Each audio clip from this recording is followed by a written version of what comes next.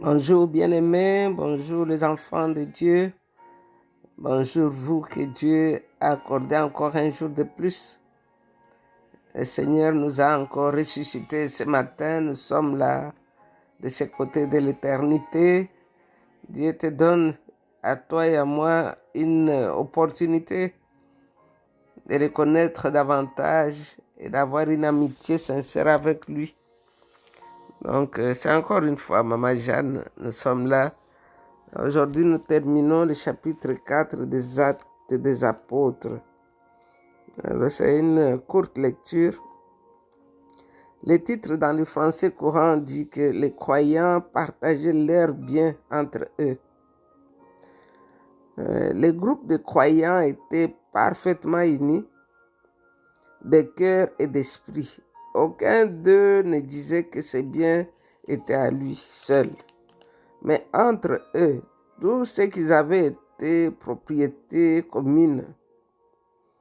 C'est avec une grande puissance les apôtres rendaient témoignage à la résurrection du Seigneur Jésus et Dieu leur accordait à tous d'abondantes bénédictions. Personne parmi eux ne manquait du nécessaire. En effet, tous ceux qui possédaient des champs ou des maisons les vendaient, apportaient la somme produite par cette vente et ils remettaient aux apôtres en distribuant ensuite l'argent à chacun selon ses besoins. Par exemple, Joseph, un lévite né à Chypre, que les apôtres surnommaient Barnabas, ce qui signifie l'homme qui encourage, vendit un champ qu'il possédait, apporta l'argent et le remit aux apôtres. Apportant l'argent et le remit aux apôtres. Donc ici, qu'est-ce que le Saint-Esprit veut que nous puissions apprendre dans cette lecture qui termine le chapitre 4? Hier, nous avons vu quand les disciples étaient relâchés, quand ils sont revenus, ils ont parlé, témoigné à leur groupe qui était resté en prière pendant qu'ils traversaient les problèmes de l'autre côté. Ils ont prié. La Bible nous dit qu'ils ont prié et la place où ils étaient, la terre a tremblé. Et ils ont continué à prêcher la parole de Dieu avec assurance. Maintenant, là, on nous parle de la vie maintenant des chrétiens. Ces chrétiens qui étaient là, ces croyants qui étaient là. Ici, nous pouvons voir que quand les cœurs sont enflammés d'amour pour Christ, ils sont aussi enflammés d'amour les uns pour les autres. Et cet amour se manifeste par les dons. Alors c'est ainsi que nous voyons ces premiers croyants, ils ont exprimé vraiment la réalité de leur amour pour Jésus en distribuant leurs biens. On nous dit que personne ne considérait ce qu'il avait comme étant pour lui seul. Donc ici nous voyons la vraie vie en Christ. Il pratiquait l'unité, il pratiquait l'amour, le partage au lieu d'être égoïste.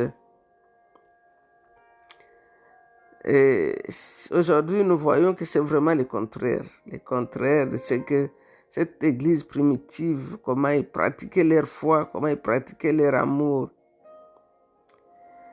Quelqu'un a dit qu'il n'y avait pas un renoncement général à ce qu'ils avaient. Mais tout ce qu'ils avaient, c'était un amour qui ne connaissait pas la retenue face au bien. Donc, ils aimaient. Et les biens matériels n'étaient pas ils n'étaient pas accrochés aux biens. Quand il fallait donner, il fallait donner. Donc, c'était le cœur qui avait trouvé leur véritable possession dans le Seigneur. Donc, ils considéraient leurs biens comme appartenant à la fraternité. Et quand il y avait un besoin, ils vendaient des terres et apportaient les produits de la vente à l'association ou à ces groupes de croyants qui étaient là. Alors, quelqu'un a dit, en comparant l'église primitive à notre église aujourd'hui, si on doit définir l'église aujourd'hui l'évangile, comme ici Luc nous dit, il décrit l'église primitive comme un endroit où on voyait vraiment l'amour à l'œil nu. Mais si nous voyons ces versets du 32 au 35, on pouvait dire que la multitude des chrétiens avait un cœur dur. Leur cœur était rocaillé. Parce que nous voyons aujourd'hui, tu vas trouver une église à côté d'une autre. L'autre, les gens s'assoient par terre. Et l'autre a des tapis, des climatiseurs dans son église. Il voyage dans la première classe.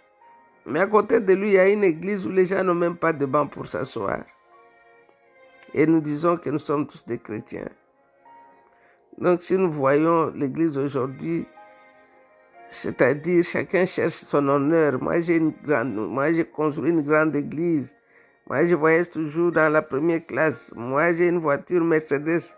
Voilà aujourd'hui l'église. L'égoïsme, l'amour trop exagéré des biens, les fanfarons. C'est ce que nous voyons. Beaucoup de pasteurs sont devenus des vedettes, des modélistes. Ils veulent avoir tout ce qui est à la mode. Et quand ils parlent d'eux, de leur église, vous sentez l'égoïsme qui règne même au milieu d'eux. Et on peut dire aujourd'hui, l'église aujourd'hui, beaucoup, si Luc doit définir l'église aujourd'hui, il dira, il y avait beaucoup parmi eux qui manquaient d'amour, car tous ceux qui possédaient des terres en achetaient davantage. C'est que nous pouvons définir l'église aujourd'hui. Alors, nous voyons cette église primitive. Ils avaient leurs yeux fixés sur Dieu, pas sur leurs biens matériels. Par exemple, quand nous voyons, on nous dit qu'ils avaient, dans le verset 33, je vais lire le verset 33. Le verset 33, on nous dit, c'est avec une grande puissance que les apôtres rendaient témoignage à la résurrection du Seigneur Jésus. Et Dieu leur accordait à tous d'abord toute d'abondante bénédiction. Personne parmi eux ne manquait du nécessaire. Donc, quand nous servons vraiment Dieu sincèrement, il voit notre besoin, il va combler les besoins. Ici, ces gens ont dit qu'ils avaient une grande puissance et Dieu les avait vraiment beaucoup bénis. Et quand nous poursuivons dans les actes des apôtres aussi, nous voyons, il y avait aussi la grande peur qui venait. Il y avait aussi la grande persécution qui était là. Et puis il y avait aussi une grande joie.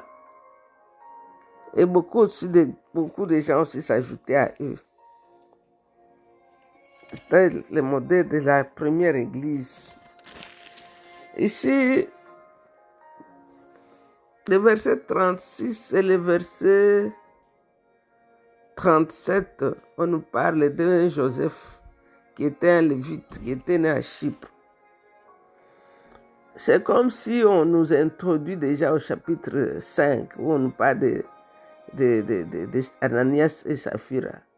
En contradiction, on parle ici de ces Joseph Barnabas que nous allons trouver plus tard avec Paul. Barnabas ici, on dit que c'était un lévite. Et nous savons que les lévites n'ont rien, ne doivent pas avoir quelque chose. Tout ce qu'ils ont, c'est la dîme qu'on leur donne. Leur portion, c'est Dieu qui leur donne. Mais celui-ci, on nous montre qu'il avait un champ. On ne sait pas comment il a eu son champ. Mais il n'a pas gardé ce champ. Ce lévite a vendu son champ pour donner l'argent là où il avait besoin. C'est un modèle à suivre. On ne sait pas comment ce lévite a eu un champ. Est-ce que c'est un cadeau qu'on lui avait donné? La Bible ne nous dit pas. Et c'est un héritage? On ne sait pas.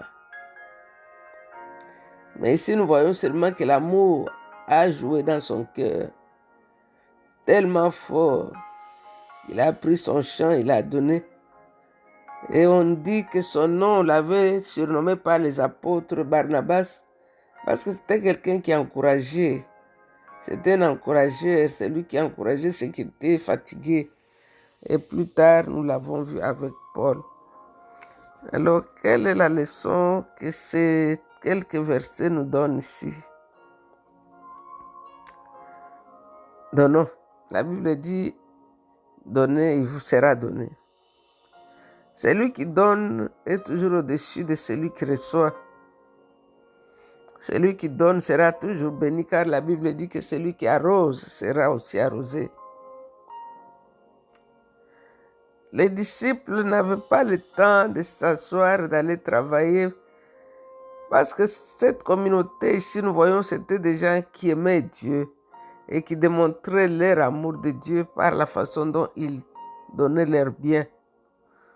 C'est-à-dire, quand nous voyons ici, la Bible ne nous dit pas, ils avaient pris totalement en charge les disciples et ils allaient prêcher. Leur famille était soutenue par ce groupe parce qu'ils ne supportaient pas de voir que quelqu'un dans leur groupe manquait quelque chose.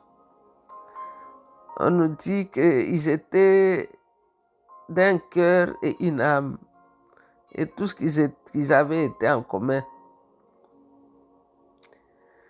Donc, c'est-à-dire ils permettaient à chacun d'utiliser leur bien comme s'il leur appartenait. C'était pas, quelqu'un dit, c'était pas du communisme chrétien, mais c'était seulement l'amour. Et ils avaient compris l'essence, même le pourquoi de la bénédiction matérielle. C'est pourquoi le Seigneur les utilisait aussi puissamment. Donc, nous pouvons voir qu'il y avait la prière, c'est vrai, ils ont prié dans le verset 31, verset 29 au 31. Mais ici aussi, nous voyons qu'ils pratiquaient l'amour.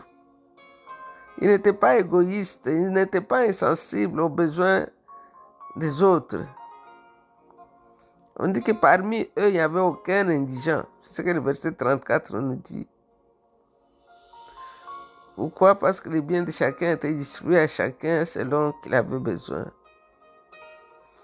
Alors, ces choses ici ont été écrites pour toi et pour moi aujourd'hui, pour que nos églises soient comme cette première église de Jérusalem. Si notre église ne ressemble pas à cette église, il est vraiment temps que nous puissions changer la façon de faire les choses.